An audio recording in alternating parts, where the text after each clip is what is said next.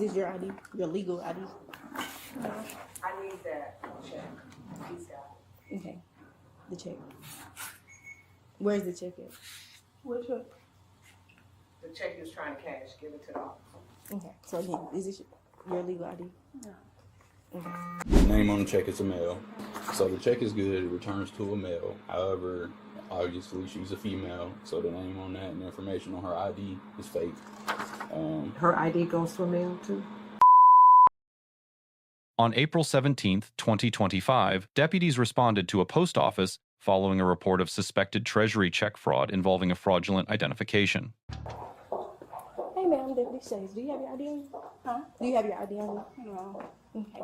So you don't have no identification on you at all right now? Okay. Well, let's step over here. Let's talk. That's your car? The white car? Huh? The white car inside is yours? Yeah. Okay. So as of now, you are being detained for an ongoing investigation, okay? I don't need you to contact anybody because I don't need nobody to pull off or nothing like that. So let's not do that. Okay. So lock your phone and you'll have no identification on you. Okay. Again, so I just asked you not to contact anybody. So I'm trying to be nice. What's going on? You're being detained at this time. Why? We have an investigation to investigate. Apparently you cashed a check that does not belong to you. Me? Yes, you. No. Okay, well that's what they're alleging. So until we can further investigate, you're being detained. Okay. Okay, and you have no identification on you at all. So you didn't give them any identification? No license, no nothing? Yeah, I did, ma'am. Okay, so where is it? In my purse. Okay, hand it here. I don't think she gave it out. I can get it out of my car though. No, we can walk this way. Do you still have the identification that she gave you? I can get back. No, you didn't give it back. Check an ID. I just give it. Okay. Is this your ID? Your legal ID? No. I need that check. He's got it. Okay. The check. Where's the check at? What check? The check he was trying to cash. Give it to the officer. Okay. So again, is this your legal ID? No. Okay. Is this your real name at least? This is best to be honest at this point. Yeah. Okay. When's your date of birth? What's the time? What's your date of birth? I need you to get out the phone because this is a serious matter at this point. 1998. So what's your name? Abigail. Continue. What? Continue with your name. I'm just confused. Like, why is this going on? Like, I just explained why when we were standing right there. cash my check. Okay, so if you want to know what's going on, I didn't explain it, but you keep being on the phone. So that's probably why you don't understand what's going on, because you keep being on the phone. And I don't know if you think this is a game or like a joking matter. This is something serious, which is why I'm here. Because obviously, if it wasn't serious, I wouldn't be here. So do you need me to reiterate why I'm here? No. Okay, so what's your real name? Marquia Farrell.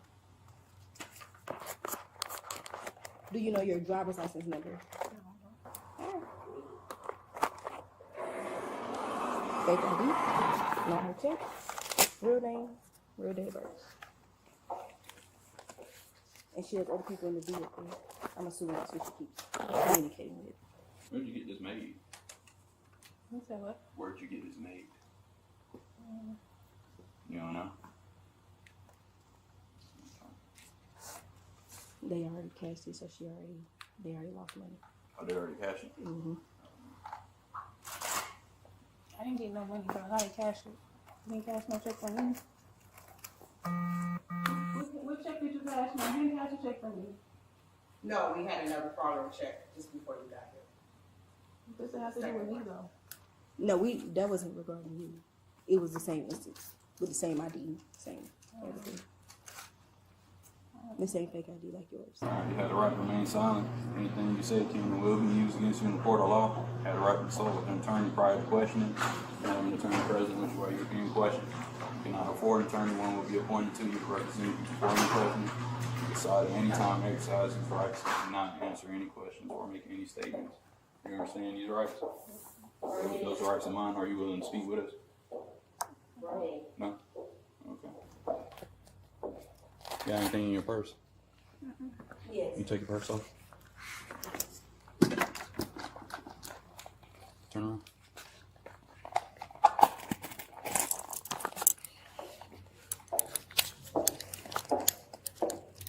Okay, I'm gonna call you right back down. I'm still in the situation. Alright, so I don't know what What's going on? It's a group. I don't know if it's a group, but they been hitting all of our post offices. So we've been sharing it in our group text. The group that was just here. No, we can't cash a Treasury check without cash. So Chima fell for it. He said, here, grab 3,000, I want to buy 3 money orders. And then he says, oh, here, cash this check. And the check, that check was good. They're stolen from somewhere, but the ID is linked to a man somewhere. Mm-hmm. So then we had another group just go to Quincy to try to, they just came from Quincy and told us, and I got the email. And then we know now, so they came and got me, because this stuff comes out of their check. So they said it's a tall, slender, black male with 120.87 Treasury check. So I think this one is for 15 something. Mm-hmm. It's not their ID. If you run the ID, the one that we ran earlier was to a man. Mm-hmm. So they're fake IDs. But So they're stolen checks. So to cash this Treasury check, y'all cash it and give them cash. Okay. Only the post office does that. Any federal check can be cashed at the post office, which is why they're coming here. Okay. But they know we gotta have the money in the drawer. So now the people have decided, I don't want to call them thieves, that if they buy a money order, they'll put that money in my drawer, and now you can get the money back. You can cash the check. And we finally found it out. The post inspectors have been on it. Like Ryan right now is with that other group. I don't know if they found him, but whoever she rode in here with took off. That was that Yeah, I didn't see a silver car. car. Yeah, he took off as soon as y'all pulled up. Okay. So It's a good job if it was legal. But it's not their check. They actually made an ID for that name on that check and the address. so the check is good. However, They're not good. That's Right. not, she's not the person who this check the name on the check is a male. So the check is good. It returns to a male. However, obviously she's a female, so the name on that and the information on her ID is fake. Her ID goes to a mail too? Well, I'm not sure. Oh, I'm you just, ain't ran it yet? Oh, see, that Spectre ran it. her name is totally different from Oh. the name she provided us. It's totally different. I from heard the her one say that's that on ID. it wasn't her. I did hear her say that. Right. So obviously she got an ID to match the name on the check in the attempt to cash the check. Which is what the other person did. Right. How did y'all just ran in and was like, this is a male? Well, Ryan, the inspector, he'll be here in a minute. He alerted us that someone was trying to cash this check for $23.40 At a different location. And they called. The postmaster was sitting in my seat. I'm the station manager. She has all 5 towers. And I stepped out to the window and I said, "Hey, don't cash the Treasury check." She said, "We just did." Chin got caught into it. He said, here's 3,000. Let me buy some money orders. She put the 3,000 in her drawer, and then he said, "Oh yeah, cash this check." She gave him that money right back because she didn't have enough to cash it because everybody uses debit and credit. Mm-hmm. Ryan, when he got here, he ran the ID that she provided, and it came back as a male. Mm-hmm. And of course, that was a female that cashed the check. Right. So They're making an ID to go with that check. right. The deputy's initial detention is grounded in Terry v. Ohio, decided by the Supreme Court in 1968. Terry establishes that a brief investigative stop is lawful when an officer possesses reasonable, articulable suspicion that criminal activity is afoot. Here, the threshold was far exceeded. Postal employees had flagged an active pattern across multiple locations. The subject presented a fraudulent document. The postal inspector independently confirmed that identification returned to a male subject while the detainee is female. The detention was constitutionally sound. When the subject admits the identification is not legal, she triggers exposure under 18 United States Code Section 1028. That statute prohibits knowingly using a fraudulent identification document in furtherance of a federal crime. Maximum sentence, 15 years.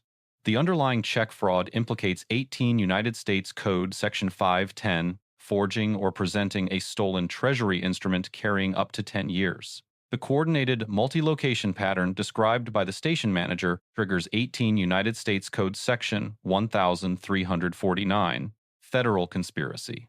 Under conspiracy doctrine, each participant bears liability for the full scope of the scheme, not merely the transaction in which they personally participated. The money from this check, did y'all provide it to her or y'all?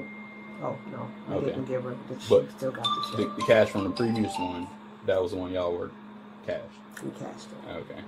And that was a different incident? It was like 30 minutes ago. So they don't even give us a chance to to recoup, because Right. it's going to come out of Chin's check. I'm going to try to fight it. I'm going to try to use all this data to say, hey, we were swarmed by thieves. I'm going to try to find Right. some way where she doesn't have to be You responsible for it. don't know these days, you know what I'm saying? So, Oh, I'm going to fight it, because we ain't got that kind of money around here. We just honest working people. Wait, hoping the Doge don't come in here and shut us down. yeah. I don't want to be out there delivering no, what he said I got to deliver? What's some things you go once a year? What they call? Oh, and once every 10 years. I can't think of the name of it. I don't know, but I know he's Census. I'm going to be census. Oh, the worker. census. Yeah, that's what he said. All right, so she attempted to get this check cash, however y'all called it, so y'all didn't provide her any cash. However, I she needed does. you to hold her because the inspectors are at a different location from the earlier. Mm-hmm. Their office is not too far. It's the next exit up. Mm-hmm. And you're aware who they are. The inspectors. Mm-hmm. They're the federal agents for the post. Well, Yeah. they work for actually. They are the federal police force they carry a badge and everything. I've never talked to one in person. I've heard like They're real cool. theft of mail and stuff, and then Man, you don't want to, when they show up, the file is this thick. And I get them for stealing my mail, stealing my gas cards. It happens. Okay. Well, I'm gonna call my supervisor just to make sure what I got. I know the other deputy talked to him, so I know she was asking him how long it would be before someone gets here. I didn't hear it. Okay. So you're trying to find out if you need to apprehend her or not. Yeah. I mean, obviously, we got enough to detain her because, I mean, just based off this, she got a false ID and attempting to utter this check. So We got all the way up until... The Miranda advisement at 3 minutes, 54 seconds is delivered correctly and in full, consistent with Miranda versus Arizona, 1966. The subject invokes her right to remain silent. The deputy acknowledges it without argument and ceases questioning. This is the constitutionally required response. Any interrogation conducted after an unambiguous invocation would risk suppression of all resulting statements under the fruit of the poisonous tree doctrine. The deputy raises the possibility of a search warrant for the subject's phone, a legally significant point under Riley v. California, decided in 2014. The Supreme Court held unanimously that law enforcement cannot search a cell phone incident to arrest without a judicial warrant. No exception applies here. Given that the subject's phone may contain communications with co-conspirators, a warrant application would be both appropriate and likely to satisfy probable cause. We cash it. yeah, you We cash it. any federal checks. Right, and then the money order, they could get a money order here. Yes. Yeah, we sell money orders for a fee, Mm-hmm. and they actually never expire. People have went to the Goodwill and bought a dresser, and it was a money order in there from 19 whatever, and they still could cash it. Okay. But we can't cash your check if we haven't sold anything to generate that revenue. We got to sell some stamps or postage.